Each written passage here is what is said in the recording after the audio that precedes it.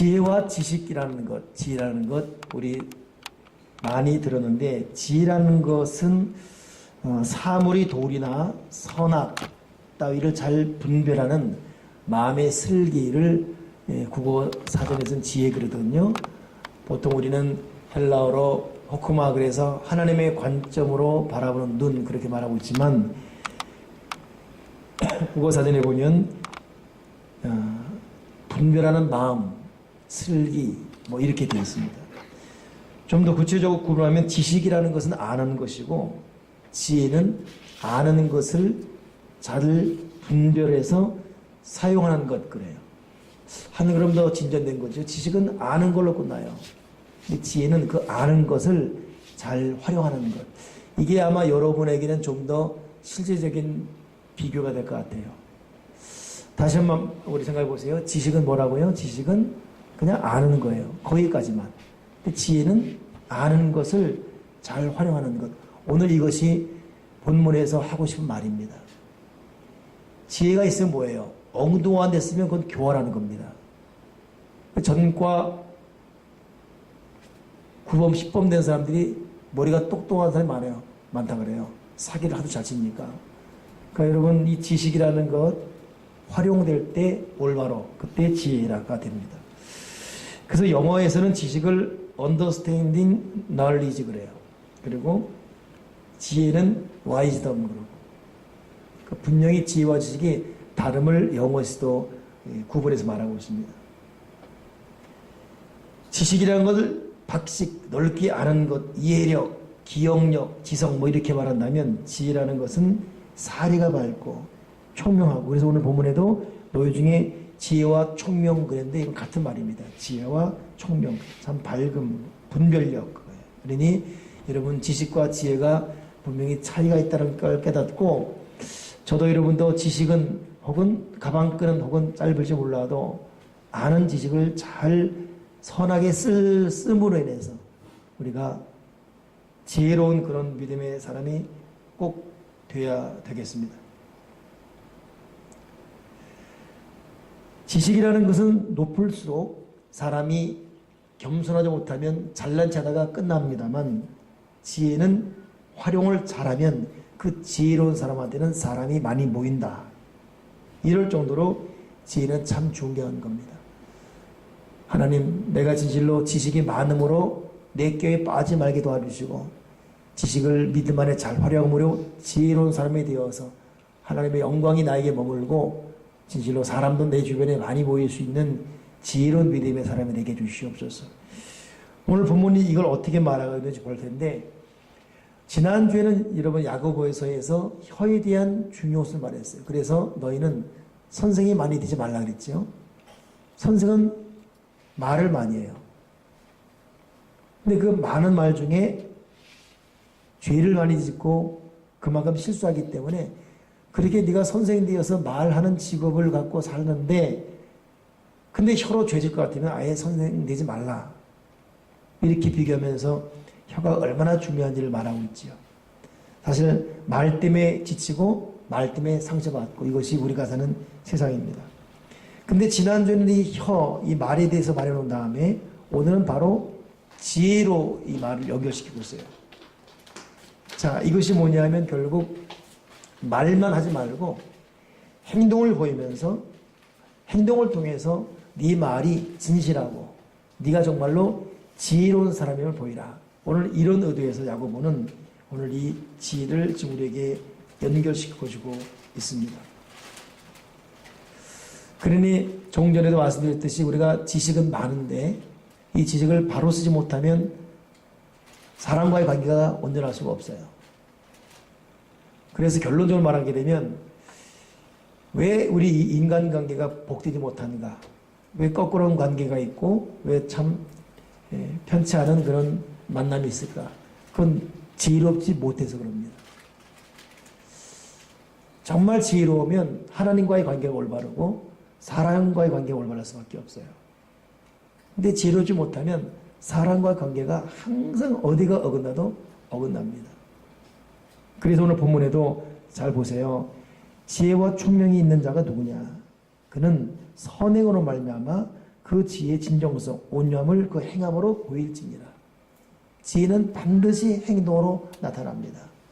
행동을 보면 그 사람이 지혜로운지 지혜롭지 않은지 안다는 것입니다. 근데 반면에 지혜가 없는 사람은 그 속에 독한 시기와 다툼이 있고 거짓말하고 자랑거리가 많아요. 그런 사람들은 아예 말하지 말라 이것입니다. 그런 의미에서 지금 우리 각자 자기를 살펴볼 때 나는 지혜로운 사람인가 이것 이전에 내 속에는 독한 시기와 다툼과 자랑, 거짓말이 있는가를 한번 살펴봐야 됩니다. 반면에 지혜로운 사람은 뭐예요? 위로부터 내려오는 것인데 그런 사람에게는 어떤 특징이 있는지가 17절에 그대로 기록되어 있습니다.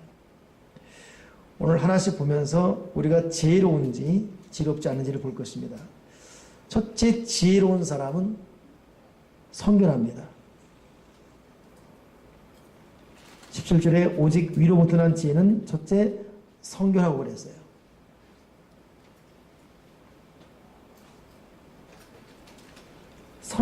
마음속에 깨끗함과 순결과 청결하지 않은 사람은 지혜롭지 못하는 거예요. 그런 사람들은 행동으로도 성결한 행동과 깨끗함이 나옵니다. 그러니 내가 뭐 똑똑하다, 남보다 많이 안다, 이건 문제가 아니에요. 하나님 보시기에 지혜라는 것은 깨끗한 마음을 갖고 있고 깨끗한 행동을 일삼을 때 그런 사람을 하나님은 지혜롭다 그래요.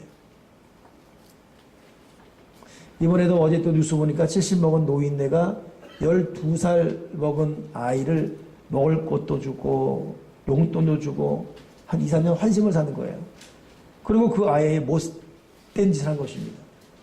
근데 재판이 벌어졌는데 이 애가 이 사랑하니까 이 70 먹은 할아버지가 한 말이 뭐냐면 우린 정말 서로 사랑하는 사이였다.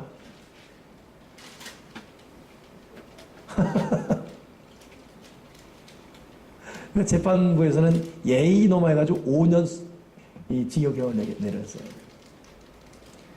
그 사람은 굉장히 음흉한 사람이죠. 음흉한 거예요. 음흉. 사람은 지혜로운 사람이 아닙니다. 제가 오늘 말하는 지혜를 우리가 이 머릿속에 갇힌 추상적인 논리로 생각하지 마시고 지혜에 대해서 하나님의 행동을 통해 그 지혜로움을 평가하는데 그 첫째가 뭐냐면 성결입니다. 그러니까 여러분 스스로 생각해야 돼요. 내 마음이 청결한가? 음흉한가? 음란한가? 계산적인가? 이게 다 성결하지 못한 거거든요. 불결하고 부정하고 그럼 지혜롭지 못한 거예요.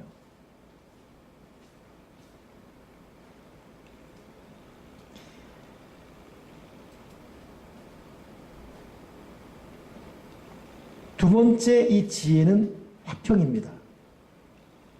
하나님과의 관계가 화평하고 사람과의 관계가 화평할 때 그 사람은 지혜로운 사람입니다.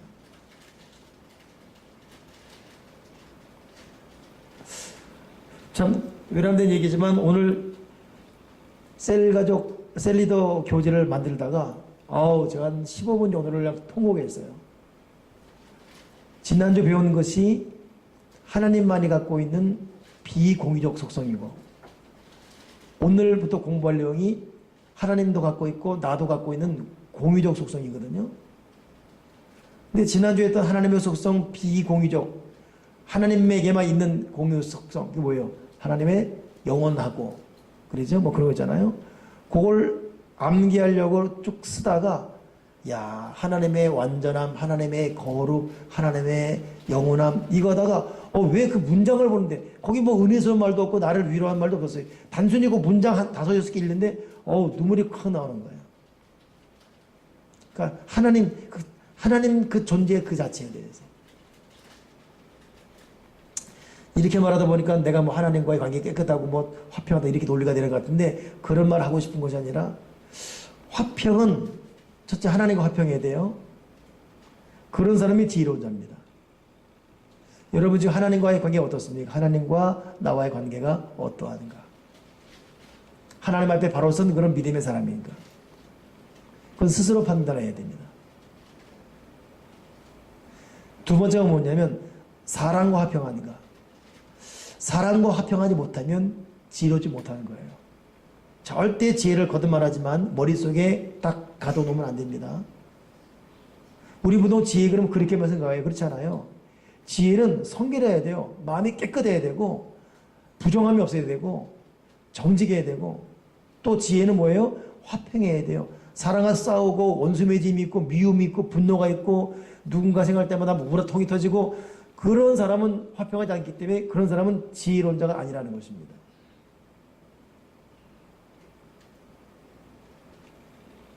지혜는 반드시 화평으로 나타나야 돼요. 세 번째 지혜는 뭐냐면 관용입니다. 즉 남을 너그럽게 용서할 수 있는 게 관용, 배려. 그러니 남의 잘못에 대해서 쥐잡듯 잡고 남의 실수가 그렇게 부각되어지고 너그럽지 못하고 배려가 없고 관용하지 못하면 그 사람은 지혜로운 게 아닙니다.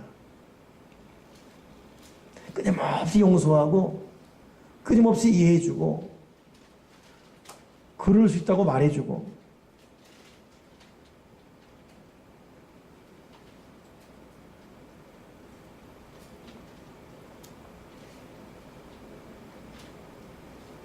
어제는 월드비전 1박 2일 수련회가 강원도 영월에서 있어서 갔다 오는데 거기 이제 차기 양기현 회장 그 다음 회장 뭐 부부들 전부 다 같이 가셨어요. 네, 집회를 마쳐놓고 이제 저녁에 얘기하는데 차기 회장 될 분이 저는 이제 이 12월 달로 끝나거든요. 차기 회장 될 분이 포부가 굉장한 거예요. 자기는 분명 원칙대로 딱딱딱 하겠다, 뭐 딱딱딱 하겠다. 아, 참 머리가 똑똑하더라고요. 네, 그 말 듣다가 그랬어요. 그런데 제가 한 2년 해보니까 느끼는 건데 우리도 남의 말 듣기 싫어하지만 나이가 50, 60 된 분, 특히 교인들을 건드리는 목사님들이 결코 1년 동안 무슨 뭐 개혁에 절대 동참하지 않습니다. 도리어 뭘 고치려고 하다가 일 그렇지 말고 그냥 모든 사람을 품에 안고 같이 가는 것이 제일 좋은 것입니다. 그러니 목사님의 행정력, 사무력, 딱 부러진 모습 좋은데 정말로 중요한 것은 그냥 모든 사람을 그냥 끌어안고 가는 것이 제일 중요합니다. 이 사람 이래서 쳐버리고 저 사람 저래 쳐버리고 이렇게 되면 돈이 남는 것이 아무것도 없습니다. 근데 저는 요즘 요것이 진심이에요. 살다 보면 여러분 이렇 또 저런 일 때문에 속상할 때가 있지 않습니까? 근데 그럼에도 불구하고 하나님 아버지가 끊임없이 바라는 것은 너그러움, 용서, 관용 그럴 수 있다라고 이해해 주는 것.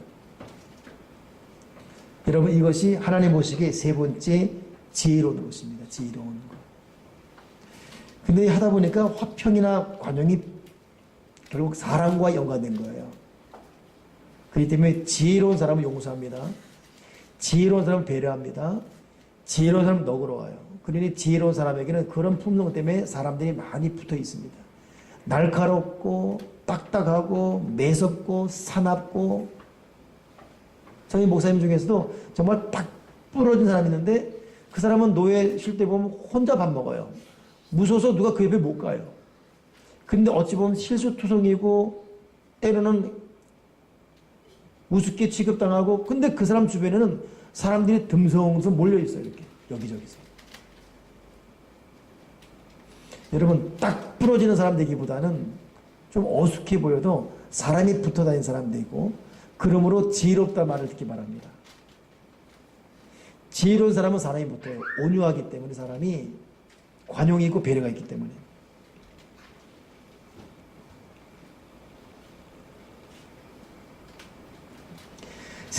네 번째 지혜라는 것은 양순입니다. 오늘 본문에 있지 않습니까? 첫째 성결하고 다음에 화평하고 관용하고 네 번째가 양순하고.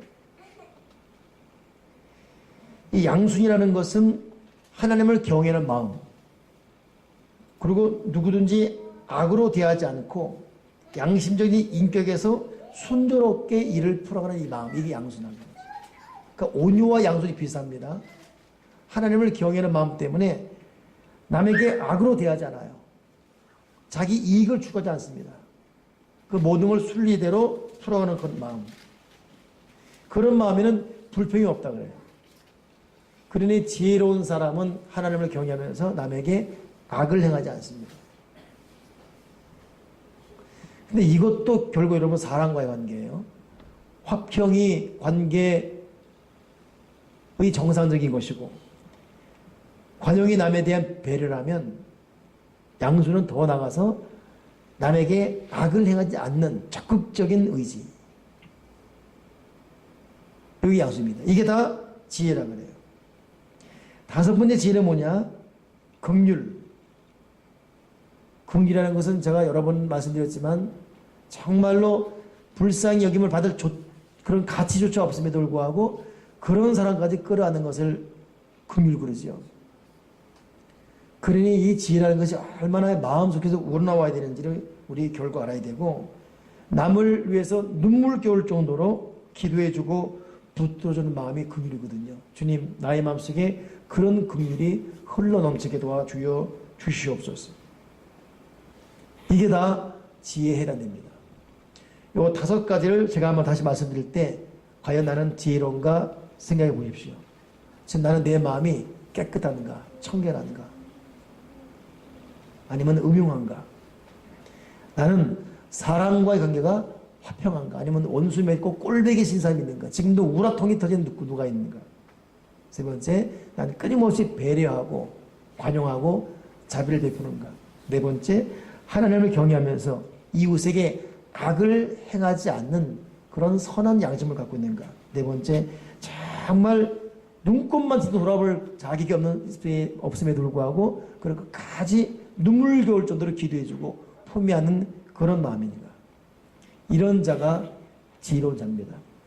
우리는 지금까지 지혜 그리면 머릿속에 갇혀있는, 또 성경을 잘 읽고 하나님의 뜻을 잘 분별하는 거기에만 국한시켰지만, 지혜는 결국 사람과의 관계에서 인정받는 거예요.